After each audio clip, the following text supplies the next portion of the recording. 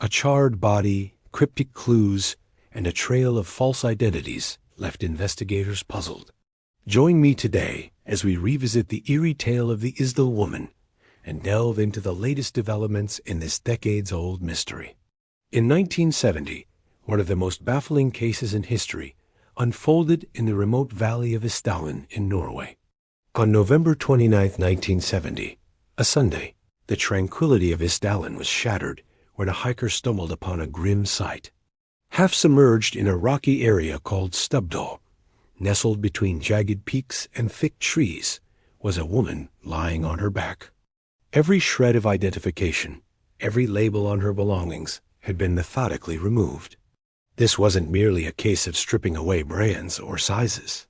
It was an intentional erasure, a deliberate attempt to obliterate any trace of who she might be. This detail may seem insignificant, but in the vast wilderness of Iderdale, where finding anything was a stroke of luck, it provided an anchor to reality. Fear and speculation gripped the town. Whispers filled the streets, weaving tales of a shadowy world of espionage and sinister plots.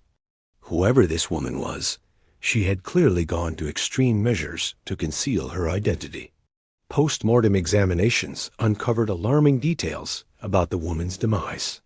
Each passport bore a different name, consistently listing her as a Belgian citizen. Yet every address given was a phantom one, leading nowhere. The first set included Astrid Boyum, Arneger, Hannah Krunger, and Karin Anderson. Or was she a pawn in a larger game, a victim entangled in a web of deceit? Another set comprised the aliases Anne-Marie, Anne-Manon, and Suzanne-Louise. And the third and final set featured the names Isabella, Bella Florence, Catherine, and Jeanette. It was as though she existed without roots, a ghost drifting through foreign lands. Not only had she been brutally assaulted, but her tormentors had ensured that her death would be agonizing. As the days turned into weeks, the case grew colder. The Isdal Woman had become a part of local folklore. The case was officially reopened. Hope flickered anew as investigators revisited every detail, searching for answers that had eluded them for so long. Stable isotope analysis, a cutting-edge technique, was used to gain insight into her origins.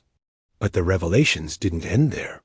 Handwriting analysis of the cryptic notes found at the scene provided further clues. Even in the digital age with access to vast databases and global networks, the woman's name and life story continued to evade the grasp of investigators. The writing style suggested a French education, aligning with the findings from the tooth analysis.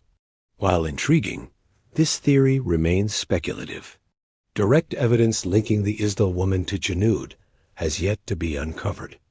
By studying the ratios of different isotopes in her teeth, scientists were able to approximate where she spent the majority of her formative years. The Isdal Woman's story continues to resonate, urging us to confront the shadows of our past and the secrets that lie dormant within. The remote valley of Isdalen continues to echo with the questions surrounding her identity and her fate. Whether she was a spy, a victim of circumstance, or a ghost drifting through time, the Isdal Woman has become an enduring symbol of the limits of human understanding. With each passing day, new revelations emerge, bringing us closer to unraveling the intricate threads of these perplexing cases. Join the conversation. Share your thoughts on the Isdal Woman and other intriguing mysteries. Together, we can explore the darkest corners of our shared history and the secrets that continue to elude our grasp. Astonishingly, the analysis suggested that she was likely born near Nuremberg, Germany, but had spent her childhood in France or the French-German border region. Advanced forensic techniques were employed, offering a glimmer of hope that what was once unsolvable could now be deciphered. Year after year, the mystery drew renewed attention, prompting fresh investigations and analyses.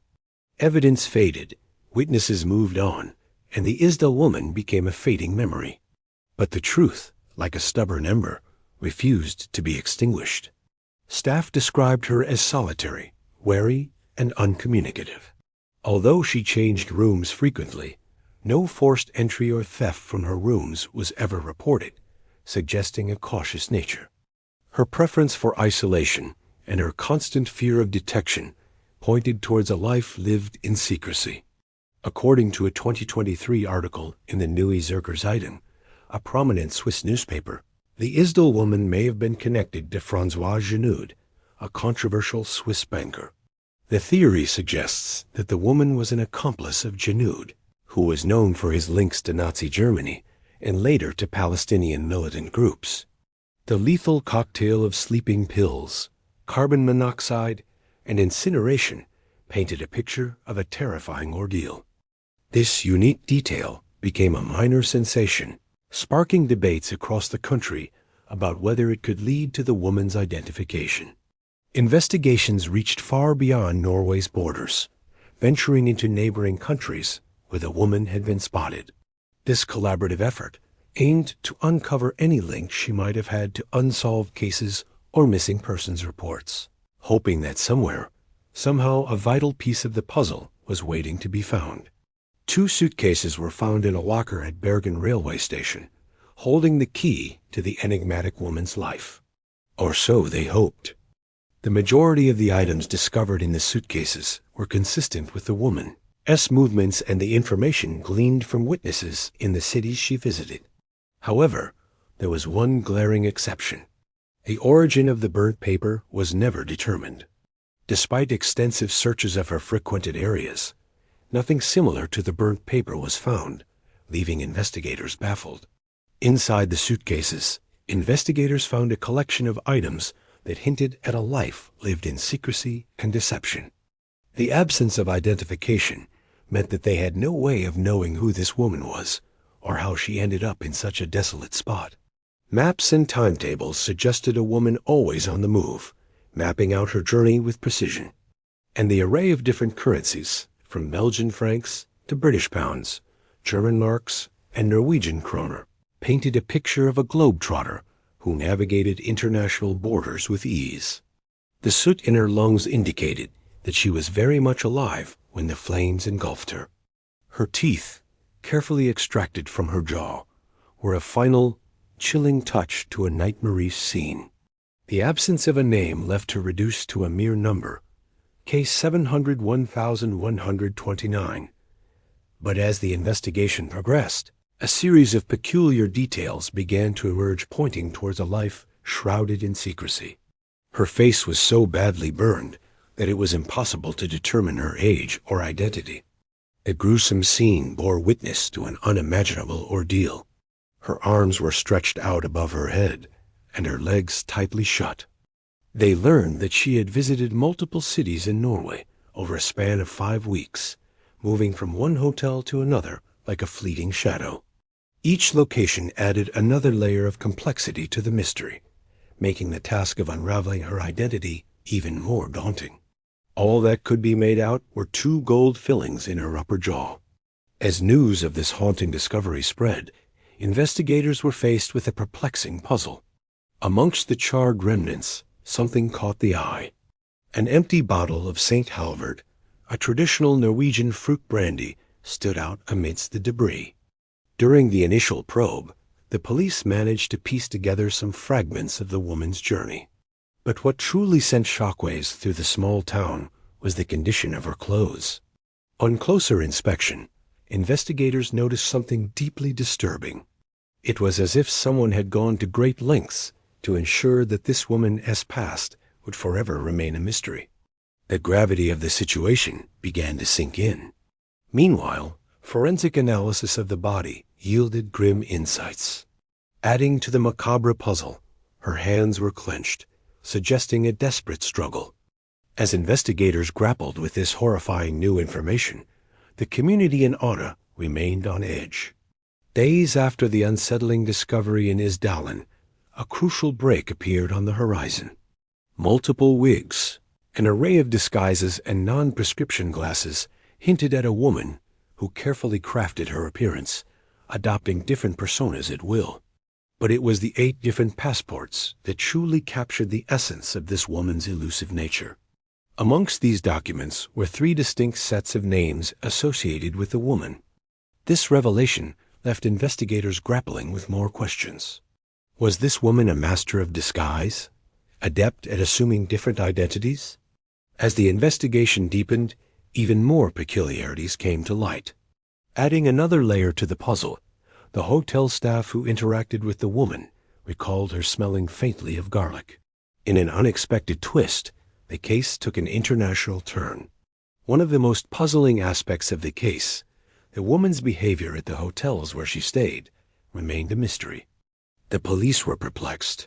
Who was this enigmatic woman? Why had she concealed her identity? And what led her to the remote valley of Idarada? Decades passed, leaving behind a legacy of unanswered questions and hushed whispers in the quiet valleys of Norway. In 2016, a significant development occurred. One of the breakthroughs came from the examination of the woman's teeth. This unexpected twist added another layer to the enigma, raising more questions about her elusive background. Despite these advancements, the true identity of the Isdal woman remains shrouded in mystery. However, in recent years, a new theory has emerged, offering a potential glimpse into the woman's identity. Proponents of this theory point to the woman's travel dates and locations, which align with significant events in Junaud's life, such as the kidnapping of Israeli athletes at the 1972 Munich Olympics. The case of the Isdal woman remains one of Norway's most perplexing cold cases, a haunting reminder that some mysteries may never be fully solved. As we reflect on this chilling tale, we're reminded of the power of the unknown to captivate our imaginations. If you've been captivated by this harrowing mystery, I encourage you to dive deeper into the world of unsolved enigmas.